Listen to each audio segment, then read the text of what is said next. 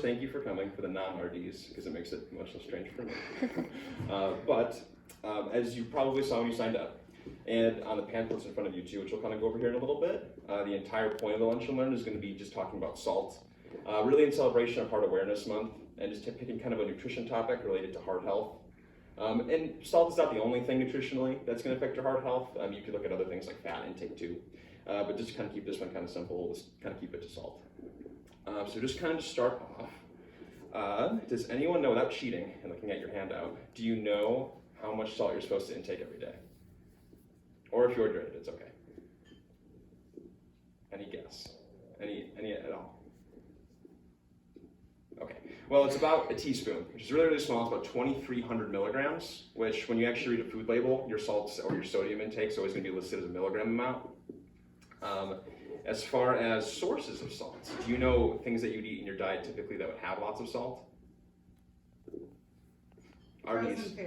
Yes, frozen foods are going to be a big one. Two, going with frozen foods, you can kind of look at the difference between like a frozen meal compared to frozen fruits and vegetables. A lot of times the frozen fruits and vegetables will have a lot less salt added than your meals will. And actually, I guess just for reference, I ate one the other day, and I actually took a look at it just out of curiosity. It was about 33% of your daily value already, which your daily value is not a perfect measure because it's based off of 2,000 calories. But typically, it's just a good benchmark to kind of look at. So, you eat 3 frozen meals in a day, you're already looking at your 100% of your entire allowance of your sodium in 3 meals. And that's not including snacks or anything else you intake, drink-wise or anything. As far as why salt is added in a lot of our foods, do you know why? RDs can contribute too if you want. Preservative. Yes. As far as what it's actually doing, it also relates to kind of what it actually does to affect your cardiac system. So the salt in the food is essentially meant to keep the water from moving into bacteria, so it prevents them from growing. Kind of similar to what it in the bloodstream, where it essentially makes you retain more water, which makes you a little more bloated. That's where you get the pitting edema from. It can overall increase your blood pressure and make things harder for your heart. So that's why it's added to a lot of your foods as a preservative. As far as the food items that would have more of it, obviously a lot of your soups, I think a lot of people typically know that. As far as canned soups, they're really high. You can look on food labels too for things like no salt added or low sodium. You have to be careful when you're reading no salt added, because typically a food item with a lot of salt already, if it says no salt added, that just means they didn't add any more salt to it. Whereas when you're looking for low salt or low sodium, that means it's already low, if that makes sense. Typically a good source of sodium, again, so the recommendations about the teaspoon are the 2,300 milligrams of sodium a day.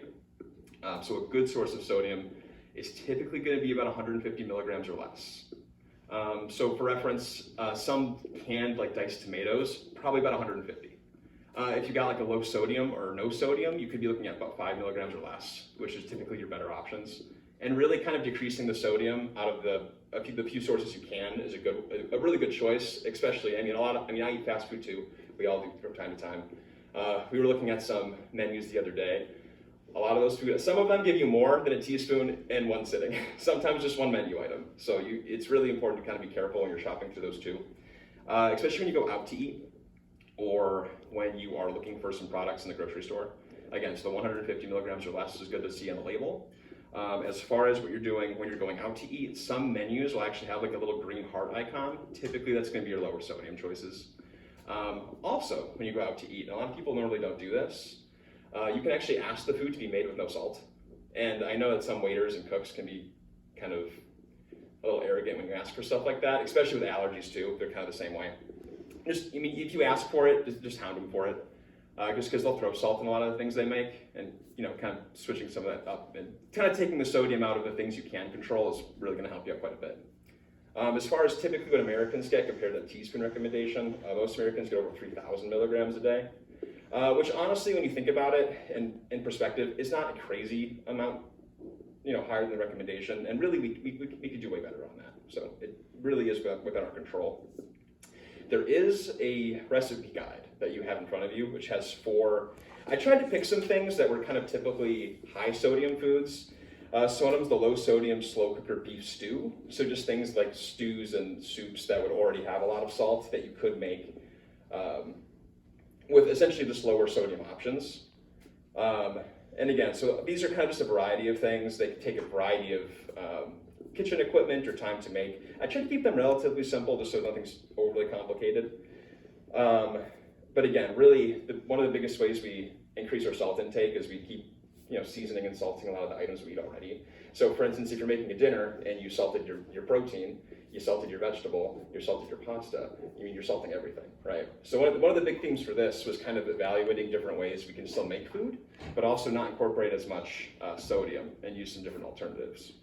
So then if you look at your shake off the salt handout, if you kind of run through that, it kind of divides your different products with different things that go well as far as seasoning it. So as far as your meats and fish, you see like a big mix there as far as like marjoram, nutmeg, basil, lemon juice, just things that kind of give you the same good flavors without adding all of the salt.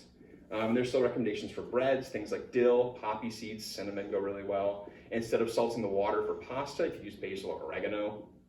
And then for the vegetables, again, I'm guilty of it too, sometimes I salt those too. But dill, sage, thyme, and curry are all good options for that as well. And then really, there's also a taste test here too, and I'll kind of quickly talk about the recipe I did. It's not really a recipe. This is kind of a good tip though, if you ever see like seasonings you're not familiar with cooking with, and you want to know what kind of they taste like. Something you could do, and what I've kind of prepared for you, we went ahead and we diced up some potatoes. I pre-boiled them, and then so you just peel them, you'll cut them, boil them into relatively like cube-like shapes. Doesn't have to be perfect. You'll just put them in a pot. You'll just fill over the top with potatoes with water and boil them for about 30 to 45 minutes. And then I have some different Tupperware containers for different proteins with different seasoning mixes. So for instance, it's labeled, this one's good for chicken. It has paprika, cayenne pepper, garlic and onion powder, thyme and basil, rosemary, and parsley. There's a pork one, which has brown sugar, chili powder, cumin, red pepper flakes, paprika, garlic powder. There's a fish one that has paprika, onion powder, curry, cumin, and lemon juice, which you could also add some lemon juice onto the actual sample if you want to. And then as far as beef, there's cumin, garlic powder, paprika, onion powder, and chili. Now, if you'd like, I do have some pre-prepared toothpicks and potato samples if you'd like to kind of come up with a taste some of them. It kind of gives you just a good idea of what they would taste like if you put them on the object. So if you want to come up, I won't force you if you don't want to. Does anybody want to? I do.